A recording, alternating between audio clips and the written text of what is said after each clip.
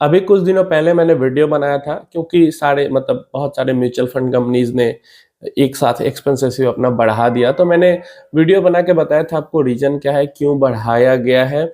और क्योंकि नॉर्मल सी बात है, जब मार्केट गिरती है, ओवरऑल मार्केट गिर रही है, तो एयूएम ड्रॉप करता है, तो कंपनीज की अर्निंग पे अफेक्ट आता है। ठीक है, तो वो अपनी अर्निंग्स को बरकरार रखने के लिए उन्होंने अपना एक्सपेंस रेशियो बढ़ाया। ठीक है, और ये हमने पास्ट में भी देखा है, 2020 में भी हुआ है, 2022 में भी हुआ है। जब मार्केट गिरती है तो म्यूचुअल फंड्स वाले अपने एक्सपेंस रेशियो थोड़ा बढ़ाते हैं, और जब मार्केट वापस ऊपर जाती है तो वो कम भी करते हैं, होता है ऐसा। और ये भी जो भी ऊपर नीचे कर रहे हैं एक्सपेंस रेशियो, वो सब सेबी की जो लिमिट बनाई हुई है, एक कैप बनाया हुआ है कि इससे ज्यादा आप एक्सपेंस रेशियो चार्ज नहीं कर सकते, उससे आधे में ही ऊपर नीचे होते रहता है। तो बहुत गैप रहता है सेबी के लिमिट में और एक्चुअल जो एक्सपेंस रेशियो रहता है उसमें। तो यहाँ पे काफी सारे बुद्धिजीवी कमेंट में निगेटिवली कमेंट कर रहे थे। ये नहीं समझ, देखो आप क्या करते हो ना, आप बस पैसा डाला, मुझे पैसा बन के चाहिए, आप ये सोचते हो। मैं एक बिजनेस की तरह सोचता हूं कि अगर म्यूचुअल फंड कंपनी एक बिजनेस है तो वो कैसे काम करती है। मैं जहां पे इन्वेस्ट कर रहा हूं वो भी बिजनेस के अंदर इन्वेस्ट कर रहा हूं। जो इन्वेस्टमेंट स्टॉक मार्केट के अंदर जा रहा है, म्यूचुअल फंड के थ्रू जाए, तो वो बिजनेस के अंदर ही जा रहा है। तो यही अंतर मेरे में और आप में हो जाता है। आप समझते हो कि एक इन्वेस्टमेंट करने का टूल है, यहाँ पे पैसा डालना है और वहां से पैसा निकलने लगता है, लेकिन उसके पीछे क्या क्या होता है, क्या चीज, ये सब जानकारी होते हुए भी आप समझना नहीं चाहते। और अगर खुद ही कोई म्यूचुअल फंड कंपनी सरवाइव नहीं कर पाएगी, वैसे भी म्यूचुअल फंड कंपनी को पॉजिटिव में चलाना बहुत मुश्किल काम है। एचडीएफसी जैसी म्यूचुअल फंड कंपनी या बहुत सारी म्यूचुअल फंड कंपनियां बिक जाती है, मर्ज हो जाती है दूसरे में, इसी कारण क्योंकि प्रॉफिटली वो नहीं चल पाती है। तो एक तो ऐसे ही प्रॉफिट में मुश्किल है चलाना। ऊपर से अगर सडन ड्रास्टिक शॉर्टफॉल हो जाएगा अर्निंग्स में, तो फिर दिक्कत हो जाएगा, वहां पे क्राइसिस आ जाएगा, फिर उनको भी बिकना पड़ेगा। तो इससे अच्छा है वो थोड़े टाइम के लिए एक्सपेंस रेशियो बढ़ा लेते हैं, फिर जब मार्केट ऊपर जाती है तो वो कम भी कर लेते हैं। अब यहाँ पे ये चीज अगर आप नहीं समझोगे तो ठीक है, आपको जो इच्छा है वो कर सकते हो, इसमें कोई दिक्कत नहीं, आपके साथ जबरदस्ती तो कोई की नहीं जाती।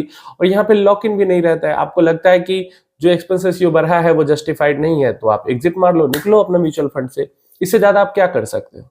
अगर ये हो, देखो होता क्या है कि बहुत सारे लोग कहते हैं अरे यार रिटर्न तो बढ़ नहीं रहा और एक्सपेंस रेशियो उलट ये बढ़ा रहे हैं।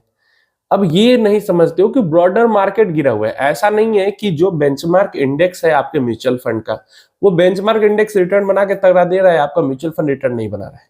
अरे बेंचमार्क भी गिरा हुआ है 20%, म्यूचुअल फंड भी गिरा हुआ है 20%, तो कोई दिक्कत नहीं है। हाँ, बेंचमार्क 10% ऊपर रहता और म्यूचुअल फंड 20% 10% नीचे रहती, तो इल्जाम लगाया जा सकता था कि रिटर्न बना के दे नहीं रहे, एक्सपेंस रेशियो बढ़ा रहे।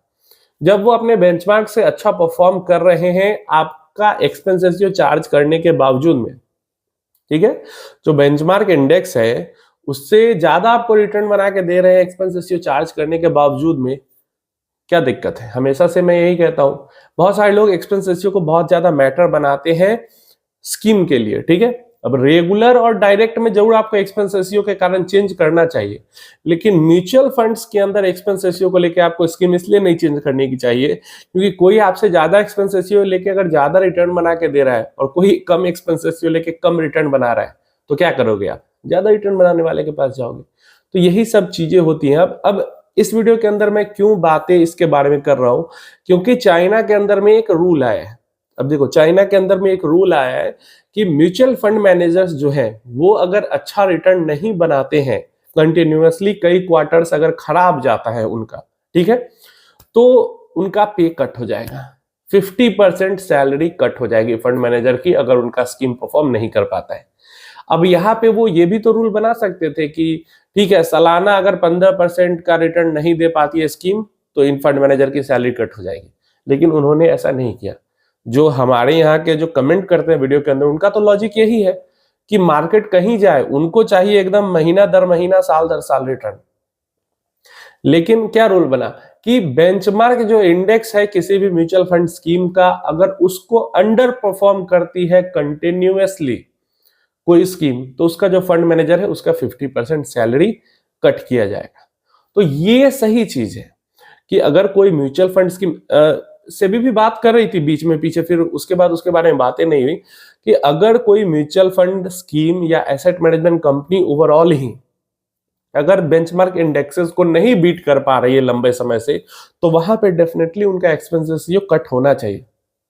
पैसे आप इसी बात का ले रहे हो कि बेंचमार्क को आउट परफॉर्म करके दोगे, लेकिन नहीं कर पा रहे तो जरूर उसका एक्सपेंस रेशियो कटना चाहिए, घटाना चाहिए, फिर सैलरी कट लगाना चाहिए, सब कुछ होना चाहिए। लेकिन अगर ओवरऑल मार्केट गिरी हुई है और फिर भी बेंचमार्क इंडेक्स से कम गिरा है अगर आपका फंड, या बेंचमार्क के बराबर भी गिरा है, तो फिर दिक्कत यहां पे नहीं होना चाहिए। या फिर एक 5 ईयर का टाइम पीरियड आप उठाते हो, 10 ईयर का, 1-2 साल का मत उठाना, 5 ईयर, 8 ईयर, 10 ईयर का टाइम पीरियड उठाते हो और वहां पे आपका स्कीम बेंचमार्क से अच्छा परफॉर्म कर रहा है, तो कोई दिक्कत नहीं है। तो इस तरीके से आपको सोचना चाहिए। एंड डेफिनेटली मैं इस बात के हमेशा सपोर्ट में रहता हूं कि अगर स्कीम बेंचमार्क इंडेक्स को परफॉर्म नहीं कर पा रही है लंबे समय से, तो फंड मैनेजर को सैलरी क्या कट करो, उसको हटाओ वहां पे, और 1 साल की सैलरी भी मत दो और हटा भी दो उसको। जो एक्सपेंस रेशियो है उसको भी घटाओ, क्योंकि एक्सपेंस रेशियो जितना बढ़ता है उतना रिटर्न खराब होता है, एक्सपेंस रेशियो जितना घटेगा उतना रिटर्न अच्छा होगा, क्योंकि रिटर्न में से ही जाता है ना एक्सपेंस रेशियो।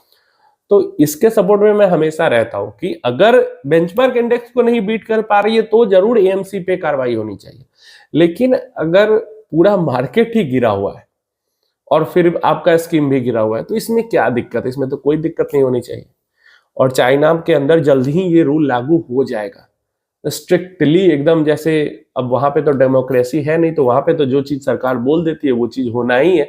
अब यहाँ पे ये रूल अगर लागू हो जाए, अगर ऐसा करने के बारे में कोई बात भी करे, तो यहाँ पे 50 तरीके की ऑर्गेनाइजेशन बीच में आ जाएगी कि नहीं, सैलरी कैसे आप काट सकते हो, ये नहीं होना चाहिए, वो नहीं होना चाहिए। मानवाधिकार वाले भी लोग आ जाएंगे, लेबर लॉज वाले भी आ जाएंगे कि नहीं ऐसा नहीं हो, ये सब 50 तरीके की चीजें हो जाएंगी। लेकिन वहां पे तो कोई बोलने वाला नहीं है। कह दिया सरकार ने कि 50% कटेगा तो कटेगा। वो वहां पे मार्केट को बूस्ट करना चाह रहे हैं कैसे भी, अच्छे रिटर्न्स दिलवाना चाह रहे हैं कैसे भी, और इस कारण ये रूल लाने जा रहे हैं। इंडिया के अंदर में नामुमकिन के बराबर है ऐसा कोई रेगुलेशन लाना कि अगर आप नहीं अच्छा रिटर्न बना के दोगे तो आपका 50% सैलरी काट दिया जाएगा। आपको क्या लगता है इसके बारे में? नीचे कमेंट बॉक्स में बताना कि क्या इंडिया के अंदर में कभी ऐसा हो सकता है? अगर कोई चाहे, अगर सेबी चाह के भी, अगर सेबी के अंदर कोई बहुत ईमानदार आदमी आ जाए कि नहीं ऐसा कुछ कर देते हैं, फिर भी ये करना मैं जो यहाँ हालात समझ रहा हूँ इंडिया के अंदर में, बहुत ज्यादा नामुमकिन के बराबर है।